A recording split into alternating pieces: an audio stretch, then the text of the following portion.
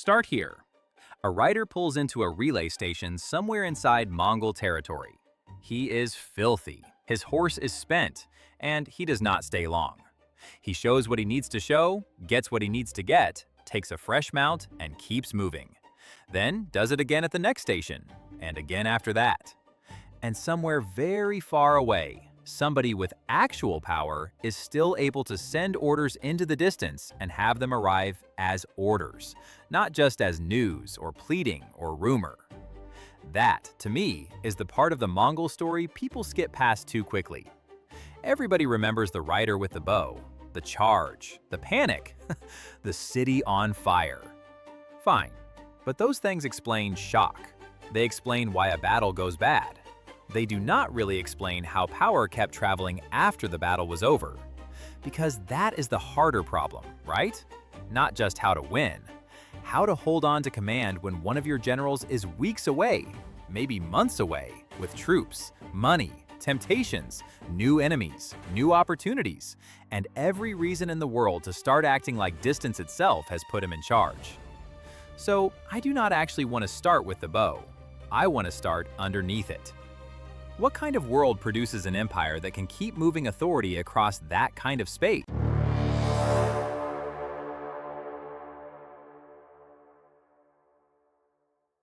If you only tell the Mongol story as a story about brilliant cavalry, it stays exciting. It just stops too early.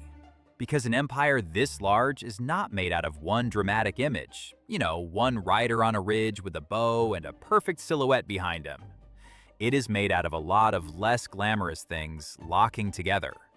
Horses, yes, but also more horses after those horses. Open grassland, seasons, relay stations, interpreters, permissions, captured engineers. Cities that stop being just targets and start becoming nodes. Violence that does not only kill people, but changes the decisions of the next city before the army even gets there. None of those pieces by themselves is enough, but put them together and the whole map starts behaving differently. But before you get to any of that, you have to go back to the steppe. Not because the steppe is some poetic backdrop, not because we're supposed to do the endless grassland wild riders thing and just leave it there. I mean it more literally than that. The Mongols emerged from a pastoral world where horses were not a special military accessory. They were built into ordinary life, into movement, into labor, into social status, into what kinds of distance even felt possible. The thing the Mongols inherited was not just skill from horseback, it was a whole ecology of mobility. They were coming from a world where animal energy and open country were already shaping what politics and war could look like. So when people say, well, the Mongols were good on horses, yes, obviously. But that makes it sound like they just had better cavalry tactics. The bigger advantage is that they were starting from a world already organized around mobility in a way a lot of their enemies were not. And once you start there, the horse stops being a detail.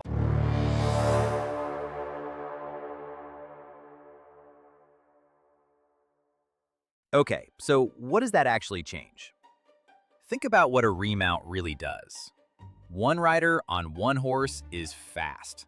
A force built around the expectation that a rider will rotate through several horses, that open country is not empty, but usable. That is something else. And I want to be careful here, because this is where the story can start slipping into fantasy. I am not saying the Mongols somehow defeated geography. They did not. Rivers were still rivers. Winter was still winter. A campaign could still fail. Horses still tired. Grass still ran out. This was never magic.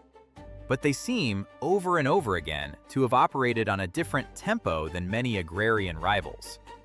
They could move lighter. They could distribute movement differently. They could sustain motion across open corridors that other states might look at and see as vast, awkward, or strategically thin.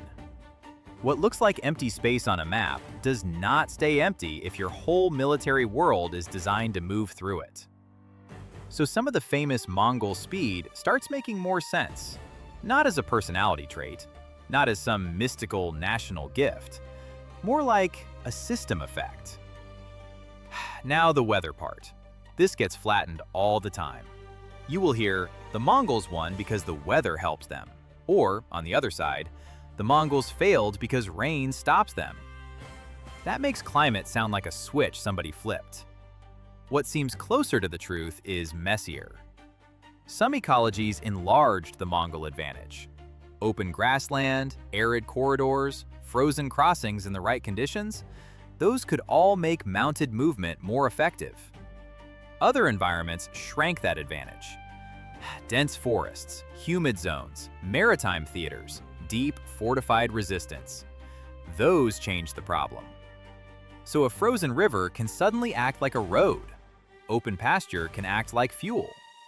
And then, a little later, the map turns again and the environment stops cooperating with that style of war nearly as cleanly. But even if you give the Mongols all of that, even if you say, yes, this was a society with an unusually powerful mobility base, you still have not explained an empire. You have explained movement. And movement is not the same thing as rule. A force can arrive quickly, hit hard, disappear, and leave behind nothing durable except fear. So the next question is the one I keep coming back to. How did movement keep its authority while it was moving?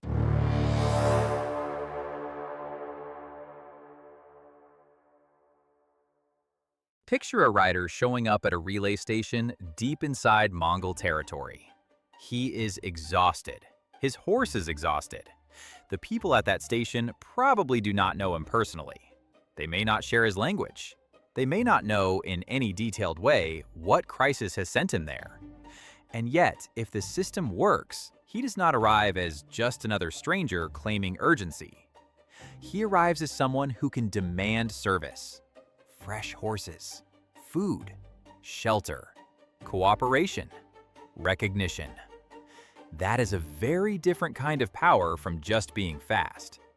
It means the rider is carrying more than urgency. He is carrying status that other people are supposed to recognize on the spot. So the relay network is not just a neat historical fact, like, oh, the Mongols had a postal system. It is more serious than that. The empire is putting resources into movements that other people are expected to honor. And then you get to the Paiza, which is one of those little objects that can seem too small for a story this big. A tablet, a badge, a credential. Fine. But the more you look at it, the more it starts feeling like a clue to the whole thing. If that object opens access to horses and supplies and service, if it marks the person carrying it as someone to be obeyed, or at least accommodated, then it is doing real work. Because that is really the problem any large empire has to solve. Not just, can someone move, but when he arrives, will anybody believe he has the right to ask for anything? That gets you a lot closer to the real story. The empire is trying to make sure orders and officials and messengers survive the trip as something recognizable. And then, almost immediately, you run into another problem: language. A conquest on this scale does not happen inside one speech community. Orders have to cross languages. Threats do too. Tax demands, surrender terms, status, all of it. So if you are trying to rule a huge multilingual empire, interpreters and translators are not side characters. They are part of the infrastructure. The popular Mongol image is still so relentlessly kinetic. Ride, shoot, terrify, move on. But a state this large cannot operate by momentum alone. It has to become legible to itself, however unevenly. Messages have to remain messages after they pass through several human worlds. Authority has to survive translation. And once you see that, the story widens out. It is not only about how fast an army can travel. It is about whether movements, information, and recognition can keep reinforcing each other over enormous distances. Which is impressive, and still not enough, because eventually you hit walls.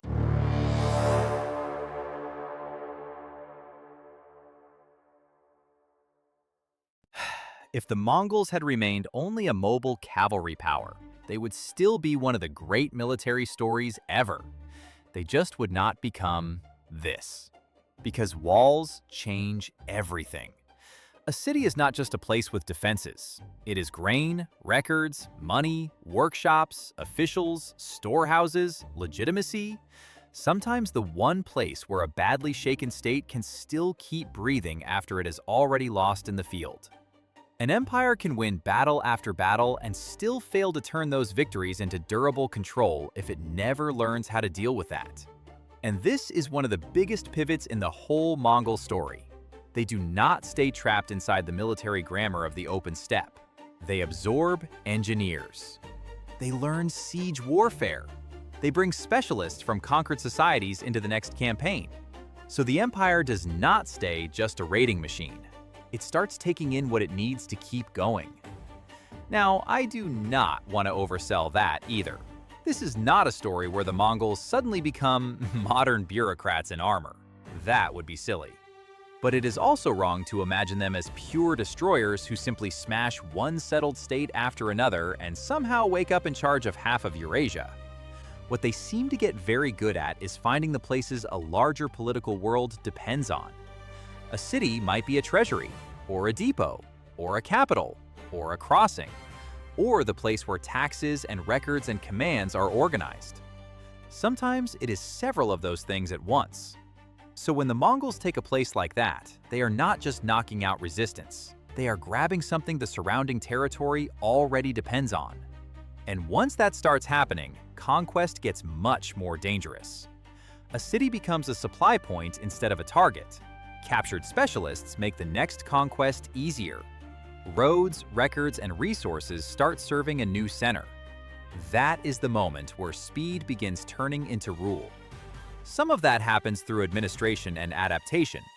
Some of it happens through terror.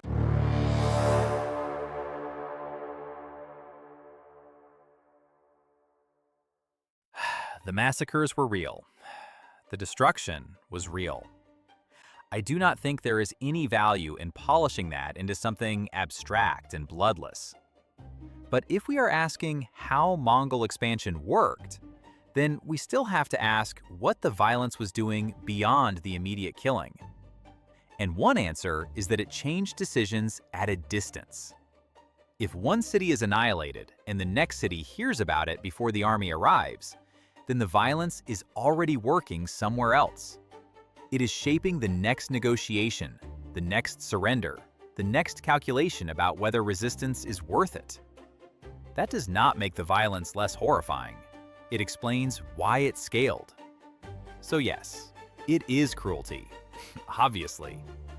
But it is also a way of making the next city decide differently before the army even arrives. And this is also where deception comes in. Though this is one of those areas where you have to keep your footing a little bit. The internet version of Mongol warfare loves very specific tricks. Exact signal systems, exact numbers of fires, perfectly staged illusions. Sometimes those stories may preserve something real, and sometimes they get repeated way past the evidence. So the safer claim is probably the stronger one. Again and again, Mongol warfare seems to exploit enemy misperception. Feigned retreat, rumor, pressure applied at the moment an opponent can no longer trust what he is seeing. The details vary, and some anecdotes are better sourced than others, but the principle holds up. They were very good at making enemy decision-making go bad. And if you zoom out at this point, the picture changes. It is not horses alone. It is horses, remounts, relay stations, credentials, translators, siege specialists, frightened cities, captured storehouses, all of it pushing in the same direction. Now the old story about cavalry genius starts feeling too small, because you are not looking at one advantage. You are looking at several of them stacked on top of each other. And that is when it becomes fair, I think, to say the Mongols built something like a system for compressing distance.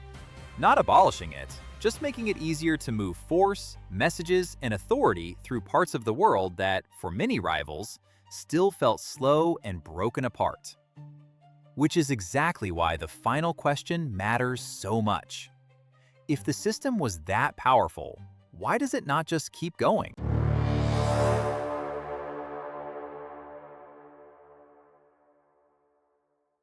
One simple version says the Mongols were great conquerors and bad rulers, and so eventually the whole thing just collapsed under its own brutality. Another says they would have kept going almost indefinitely if a few succession crises had broken differently. Neither one feels sufficient. The answer that seems closer to the truth is less neat, because it ties success and failure together. The same things that made the empire so dangerous also made it easier to split. Success across huge distances created dependence on huge distances. Succession remained dangerous. Different khanates developed different priorities. Ruling dense, sedentary populations required different kinds of extraction and legitimacy. Some environments reduced the advantages of mounted mobility. Maritime theaters posed a completely different problem. And all the while, distance, the thing the Mongols had compressed so effectively, was still there, waiting to push back. By the early 1260s, you can already watch the map start to separate into distinct khanates. And that is important, because it means fragmentation is not some awkward epilogue to the real story. It belongs inside the same explanation as the expansion. That is the final twist. The Mongols were not simply faster than everybody else. For a while, under the right conditions, they could move force and authority across Eurasia in a way that made other states look slow not only physically, but mentally. Slow to react, slow to coordinate, slow to understand what was happening to them. But that only worked cleanly when the pieces kept locking together. Open corridors, remount depth, messengers who could claim service, cities that could be reused, frightened enemies already making bad decisions before the next campaign began. Then the map changed, or the politics changed, or succession changed, or the terrain stopped rewarding that kind of movement. And the same distances the Mongols had compressed so effectively started pulling back apart. So I do not think the best way to understand the Mongol Empire is as a miracle of cavalry, or as a story of unstoppable violence, or really as one great man or one great generation either. It is more like the story of a steppe power that got very, very good at keeping movement, command, fear, and logistics tied together long enough to blow open half of Eurasia. Not because distance disappeared. It did not. More because, for a while, the Mongols were unusually good at moving through distance without letting their power come apart on the way.